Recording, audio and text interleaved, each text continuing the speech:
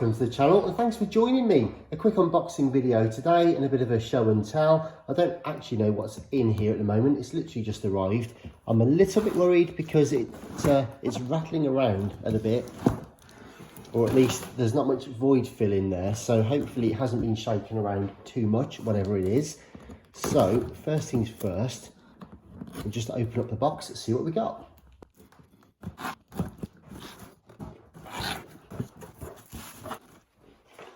All right, well, a little bit of card in there, but to be honest, it's just been wrapped in one layer of bubble wrap and then hope for the best. So we'll lose that.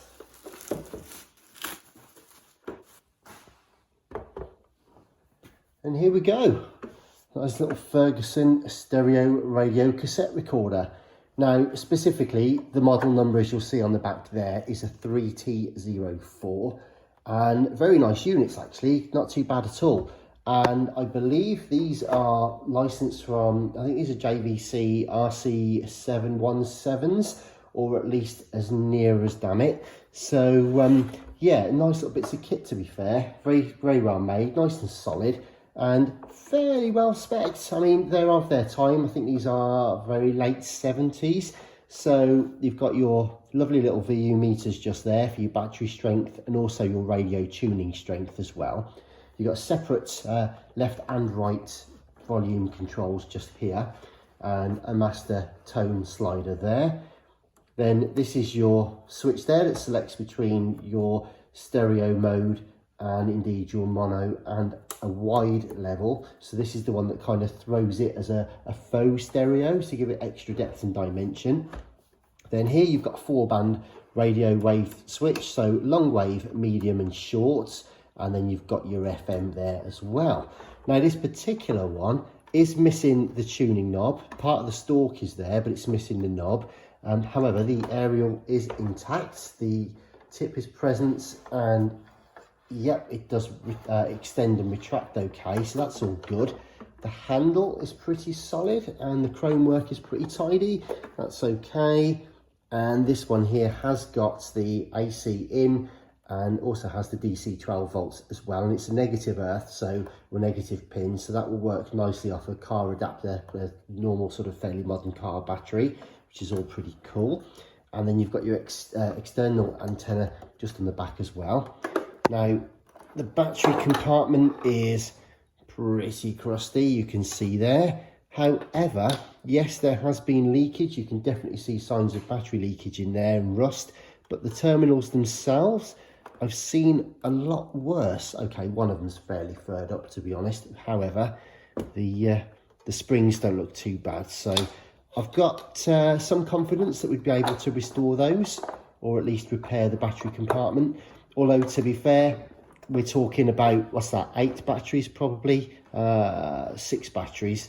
So even though you've got a 9-volt adapter on the side, 12-volt adapter on the side, the unit does actually run from 9 volts.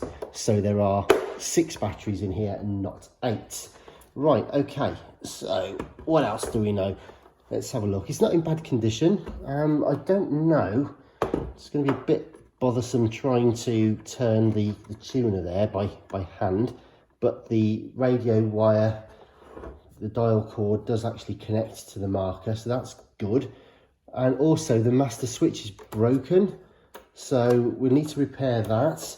Whether or not we can replace or repair the slider, or whether we need to actually replace the whole switch on the board, is another matter.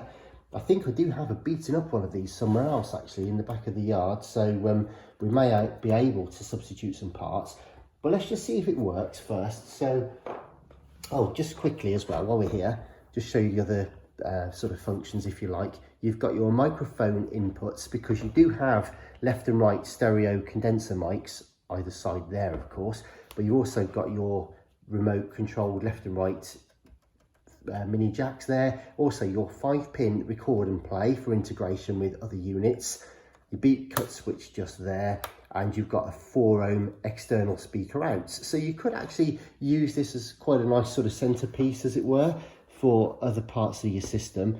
Now I do notice, weirdly, and only just now, why or where it's had a bit of a bang. You can probably see there's one heck of a gap above the aerial, you can probably see daylight through there, and you can probably see the wiring. So it's had I think it's had a bit of a bang at some point. Now, it shouldn't be too big an issue. We'll get the casing back off, and maybe somebody's, I don't know, knocked that or whatever. Maybe it's had a bit of a bend to it. So we'll sort that out. Fortunately, the casing itself isn't broken, so that's always a bonus. Quite often, if these things are all smashed and chipped, that really does sort of affect the attraction of the unit, but I think we're okay with that. Right then, let's plug it in. So we'll turn the volume down completely for a minute. Then radio should be here and FM should be there. Right, what have we got? We do have power on at the wall, and we do have it plugged in just there. So with the volume halfway now, are we getting anything at all? Nothing on the wavelengths, and aha, marvellous. Got some sign of life. I did wonder if the whole thing was maybe fused or a power supply issue then, but if we put a switch, let's have a look, because the switch is broken. So I think have we got radio? Okay, radio FM. Oh, that's handy as well, because we've got the FM stereo light on there. Nice. Lovely. Okay, so the radio's spot on actually. Oh, and I just noticed, I don't know if I mentioned, it plays normal type 1, also chrome tapes as well. So that was quite cutting edge, I guess, for its time. Obviously the type 4s haven't really come out by then, or not in wide, sort of wide use as it were there. It was really just sort of type 1s and your type 2s. So let's go on to the tape and see if that works. So let's have a look. Okay, well, first up, the door works, which is always a bonus. You'd be surprised how many tape mechs over the years don't work. So that's okay. And we'll press play, see if we can get any movement on the drive wheel. Yes, we do. Nice. Okay, it hasn't got a great deal of resistance, but it's working. So maybe the belt's loose, it's got saggy, it might be slipping. Okay, rewind's working.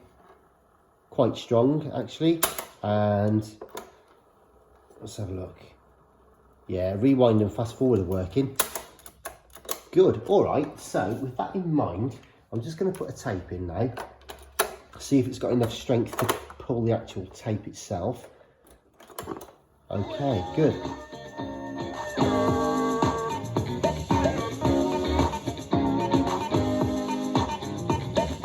Okay, it's a bit slow. It's a bit slow, but it's... Oh, let's have a look. Yeah, you can see the counter maybe going around now as it's fast forwarding. And rewind. Not too bad. Not too bad. And play again.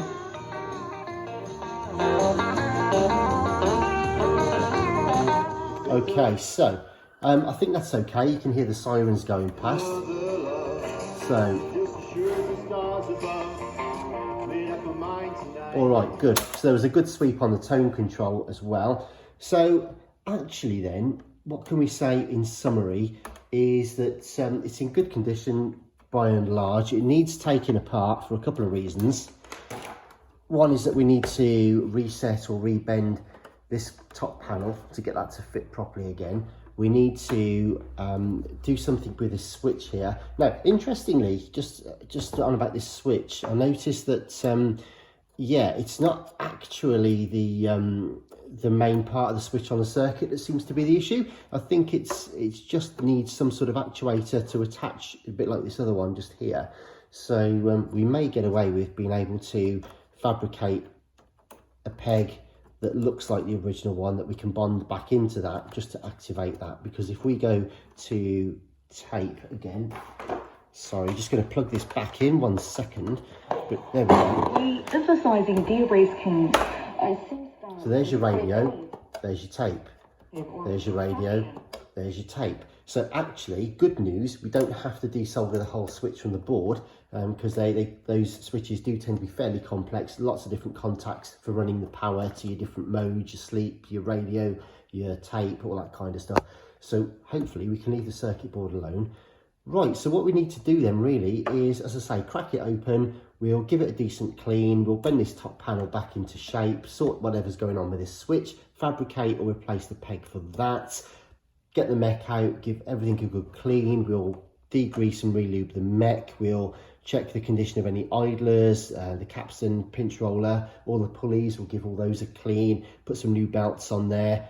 Yeah, and do you know what? Just give the whole thing a decent clean and a polish, and I may have, I'm hoping anyway, I may have a spare tuning knob as well for this.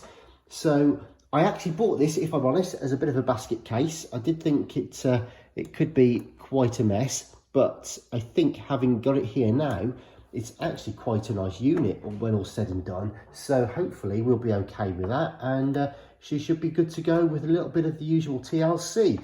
So if you are interested in this particular unit, and indeed any other boomboxes, Walkmans, vintage games, 8-track players, any of the old cool retro tech, then please do check out the rest of the channel. Consider subscribing if you haven't already, and yeah, like and share, spread the love, spread the word, and in the meantime, I'll see you soon. Take care. Bye-bye.